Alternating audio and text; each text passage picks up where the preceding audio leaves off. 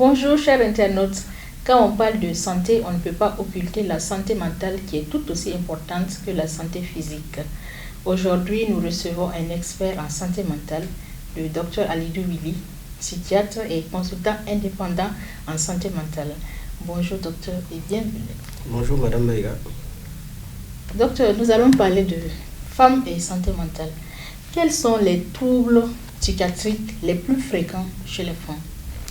Merci d'abord pour cet accueil, parce que pour nous, c'est une occasion de parler de santé mentale. Alors, avant de parler des troubles les plus fréquemment rencontrés chez la femme, il faudra que nous définissions c'est quoi d'abord la santé mentale.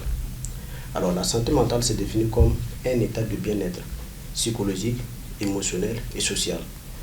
Psychologique, c'est-à-dire la personne doit être capable d'affronter les différents problèmes de la vie et pouvoir les surmonter et s'adapter.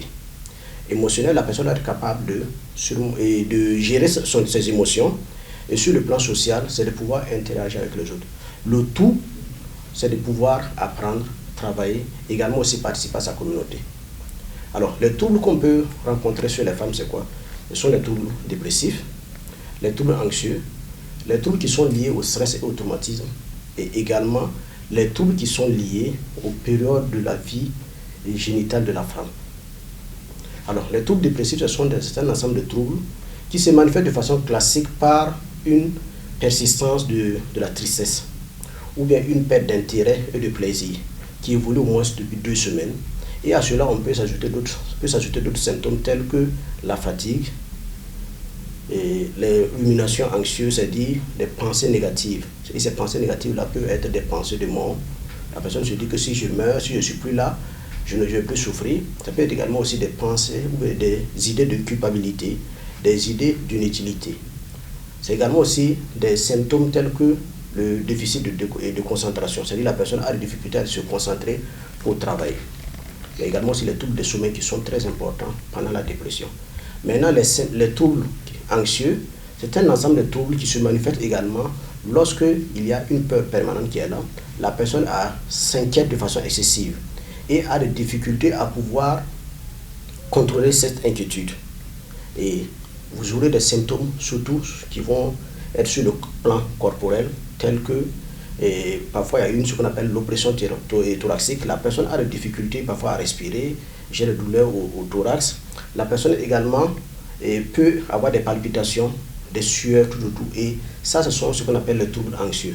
En dehors de ça, il y a les troubles qui sont liés aux différentes phases de la vie de la femme.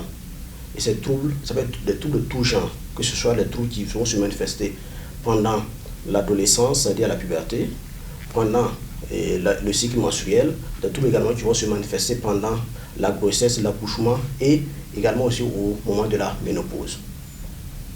Et qu'est-ce qui explique cela? Alors, pour expliquer cela, on doit se rendre compte qu'on soit un homme, une femme, il y a des différences biologiques. Et chez la femme, la différence biologique qu'on retrouve surtout, c'est la variation permanente des hormones.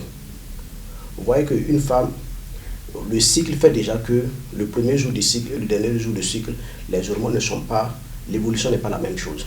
Donc, ce qui fait que cette fluctuation des hormones-là va avoir des influences sur les circuits cérébraux qui interviennent dans l'humeur, qui interviennent dans le sommeil, dans la gestion du stress. Donc, ce qui fait que ces troubles-là peuvent survenir. Mais ce n'est pas uniquement cette variation émotionnelle qui est là, et cette variation des hormones, mais également aussi les facteurs qui sont liés à la société. Par exemple, dans une société, il y a des rôles qui sont révolus à la femme. Ça veut dire qu'une femme doit s'occuper du foyer, doit s'occuper des enfants, également doit avoir d'autres activités, par exemple une activité professionnelle. Et malgré tout ce que la femme fait, parfois ce n'est pas bien reconnu. Le fait que c'est peu reconnu, ça agit également sur son psyché. Il y a également aussi les facteurs qui sont liés à la culture. Donc sur le plan culturel, on va vouloir par exemple qu'une femme, à partir d'un certain âge, il faut se marier. Donc c'est une pression supplémentaire qui est sur la femme. Et cette pression supplémentaire-là entraîne également aussi une souffrance psychologique. Et sans oublier qu'il y a les violences. Les violences, qu'elles soient sexuelles, conjugales, familiales, et toutes sortes de violences qui vont agir sur la femme, vont entraîner également un ébranlement de sa sphère psychique. Est-ce que la santé mentale est plus une affaire de femmes que d'hommes? Non, réduire la santé mentale à une affaire de femmes et d'hommes, ce serait très réducteur. Parce que les hommes également ont des troubles. Que ce soit la dépression, les hommes en souffrent, les troubles anxieux, les hommes en souffrent, les troubles qui sont liés au stress et au traumatisme également, les hommes aussi en souffrent. Donc c'est juste que il y a des périodes chez la femme qui favorisent certains troubles plus que d'autres chez les hommes. C'est-à-dire quand on prend certains troubles, on va trouver qu'il y a d'autres troubles qui sont plus, et qu'on le trouve plus sur les hommes, et d'autres on le retrouve plus sur la femme. Donc ce n'est pas une question d'homme ou de femme. La santé mentale, c'est une question de tout le monde. C'est-à-dire qu'on soit femme ou qu'on soit homme, on souffre tous des troubles mentaux.